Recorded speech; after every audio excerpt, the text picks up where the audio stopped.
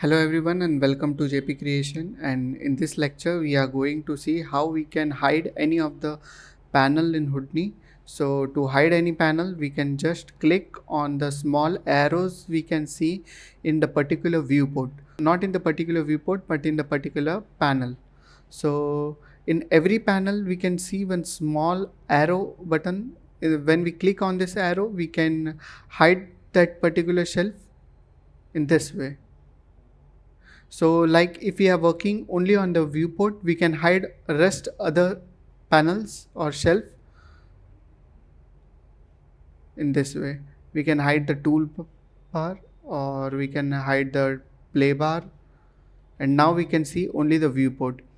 And if we want to bring all the panels again in the viewport, we can just bring first the menu bar and then click on build, and in this we can click on reload current desktop. What this option will do, this will reset our current desktop and reload it again in this way. So now if we want to bring our viewport on the right hand side and rest this two panel like parameter window and the node graph on the left hand side, we can just simply click here in middle of this both the arrows. So this what this option will do, this will toggle both the windows right to left. Again we can click over here, so this will toggle from here to there.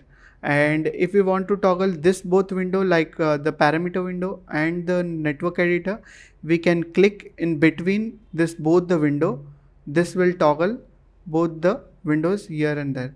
And if we want to see only the one window, like if we are working only on the parameter window, then we can hide the network editor by clicking here. And if we want to see only the network editor, then we can click the one on the arrow which is facing above. Thank you.